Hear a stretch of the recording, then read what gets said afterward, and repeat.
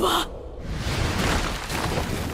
他の個性と反発する! It's honestly so sad seeing this once again in the anime. Star and Stripe is easily one of the best characters, in my personal opinion, feel free to disagree, in My Hero Academia. Like, she is, in just the short time span that she was in My Hero Academia, and if we're counting the anime, 2 episodes, not even fully 2 episodes because of just the content that this episode covers, but in the manga, it was like only 5 to 6 chapters that she was introduced. So you factor this in, we technically were with Star and Stripe a lot longer as manga readers than with the anime watchers, because that was like 5 to 6 weeks, you know, waiting for, like, chapters, basically, back-to-back chapters, to get this content for Star and Stripe. And there was just so much discussion and, you know, fan theories on what's potentially going to happen and all that, you know, what's Star going to do next, you know, what's the limitations of her quirk, you know, there was so much that was being speculated, and it was such an interesting time period for My Hero Academia. And it's honestly just legitimately sad seeing a character with just so much potential die like she did in this episode. Now, to be completely fair, her death, and the way it is done, obviously, with her having New Order rebel against All for One and Shigaraki, is just, to be blunt, badass. It's really badass. Like, I think, you know, anyone coming into this, you know, series with good faith and watching this episode with good faith, I think could agree that regardless of your personal feelings towards, like, maybe events to come or previous events, whatever, New Order legitimately went out like a badass. Like Star and Stripe did. It was just legitimately amazing. Like, her having her quirk literally go into, like, this different, like, inner realm and brawling with a bunch of different quirks and brawling against All for One inside of his own body is just something that was amazing to see. And I remember when this chapter came out, like, when this came out in the manga, and I remember seeing her character and, you know, had the appearance of it. It was just outright terrifying seeing this monstrous, like, you know, Star and Stripe just rampaging inside of All for One. I was just like, holy crap, this is ridiculous, because I remember, like, when the manga, you know, got to this point, we were left on a cliffhanger where this happened, where Shigaraki put his hand on, you know, Star and Stripe, and that's kind of where the chapter ended. And when everybody saw that, it's just like, wow, so that's it. It's over for her. And because we saw her crumbling. And then the new chapter comes out, and you see this whole thing about her, the Quark rebelling, and it's just like, oh my goodness, she's not done? She's gonna continue fighting? And then there was a lot of speculation at this point when, like, all of this happened, when this chapter was coming out, that, like, Star's quirk, even though her body is dead, her quirk theoretically could be passed on to someone else, which is what Shigaraki / All for One was trying to do in this episode, and that her quirk might guide someone to Izuku to help him out. Something like that. There was a lot of theories around that, what could potentially happen. It was a really cool time period, but what really came about everything was that just Star dies, and it's sad, because her character, as I clearly already demonstrated and just talked about with my passion alone, she's a fascinating character, like, straight up. Like, I mean, disregarding how broken her ability is and how technically, because of how broken her ability is, she needs to be removed from the plot, it doesn't change the fact that she was a very compelling character with just a very short time frame that she was in the story. She drew a lot of people to her, and I've seen it the exact same thing from, like, anime-onlys. You know, anime-onlys, you read the comments just on Crunchyroll, you know, absolutely enjoying this episode, saying, like, holy crap, Star and Stripe is badass. And, I mean, it's clear that the reaction to this moment is very similar to how manga readers were. But at the same time, I've also seen people mix it in, that it's just like, her dying so soon, why? And let's talk about that. Let's talk about one of the big things that, you know, I said it before and I'll say it again, wasted potential. So, let's cover from the very beginning, okay? Star and Stripe, why is she in the story? Why is she here? Let's first cover that. Why is she a part of My Hero Academia right now? Obviously, for world building purposes, you know, showcasing the #1 hero from America, But the point of her role being here was to help out Japan, help out Izuku and all of them, being able to stop Shigaraki / All for One. And as we found out with this latest season, there was a timer, so to speak, a timer ticking down, and Shigaraki is about to be complete. The body is about to be complete. They need to get something done quickly. If they don't do something quickly, they're going to lose. And basically, Star coming in was used in a way to delay that time limiter, so to speak. But the thing is that this arc introduced, or Horikoshi-sensei, the author of My Hero Academia, introduced that time limiter in the middle of this arc, when technically we could have just been completely fine with an extra week, a few weeks, months, etc., being extended on it, but clearly Star and Stripe's death, was just used as to, say, oh, we're going to do some damage to Shigaraki. We're going to damage his quirks. We're going to take away a few things. And, it's very arbitrary. You don't know exactly all the damage she did. But it's like the whole point of the arc was obviously Star to help out. But Shigaraki had a time limiter. And she clearly does damage to probably press that time limiter a little bit further back.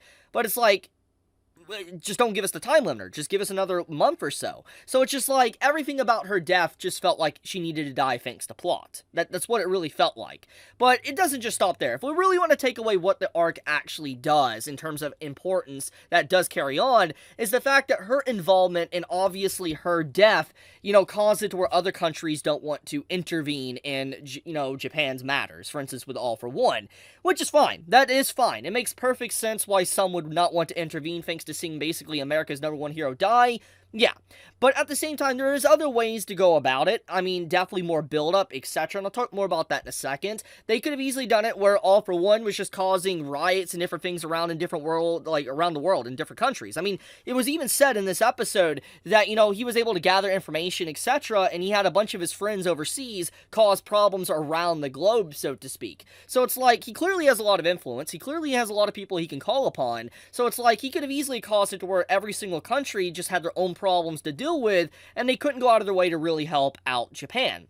Which would have been fine, but obviously we had to have more flair to it and someone had to die. And don't get me wrong, death isn't necessarily a problem. It's like, I can deal with the fact that Star died. That's not the problem I have with it, just to clarify, because I know some might, misinterpret me. There's nothing wrong with the character dying. The problem I have is her character was introduced just to die. It was just used as a way to weaken Shigaraki and then just to die. That's it. That's literally the whole point of the character, because the character was not established prior to these 2 episodes of the anime. She literally came out of nowhere, basically, in terms of the plot.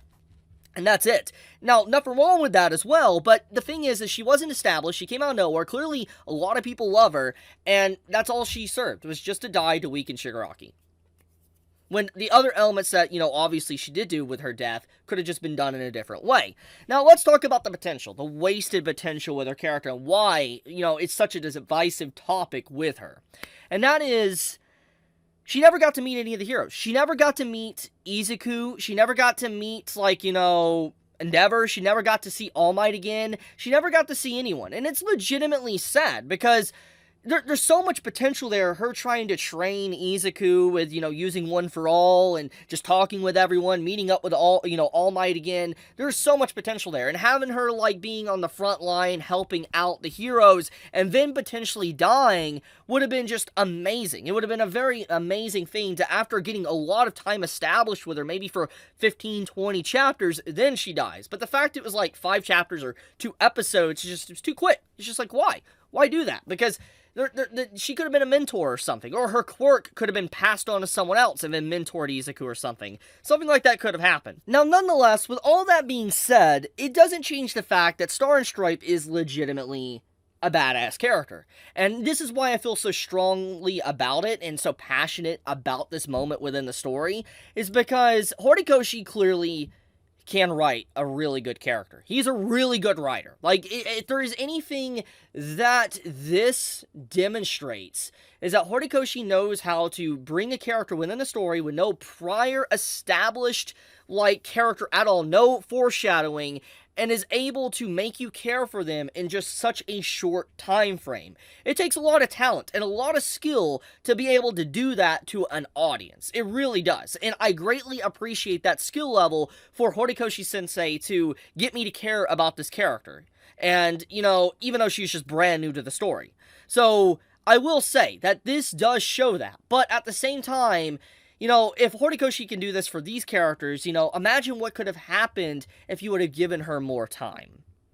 There's so much potential here that could have happened, but it makes me sad to see that obviously we will never know, because she is gone, and her quirk died. We even saw it in the episode. So, just her legacy is over, so to speak, and we'll never really know what potential she could have had, because she honestly also brought back that, like, atmosphere and aura that All Might had before he obviously broke as a pillar. You know, she was kind of a character that rekindled that. A lot of the earlier emotions people had for the story when it came to All Might being around when she arrived. So, yeah, there's a lot of things to consider, but, I feel like it's such wasted potential for a character that people clearly got so connected with. I am curious, I never really looked into it, but I am curious if the Japanese audience likes Star and Stripe. Because obviously, at the end of the day, that's what really matters for when Horikoshi was writing this. If the audience in Japan didn't like her, then she obviously wouldn't stick around.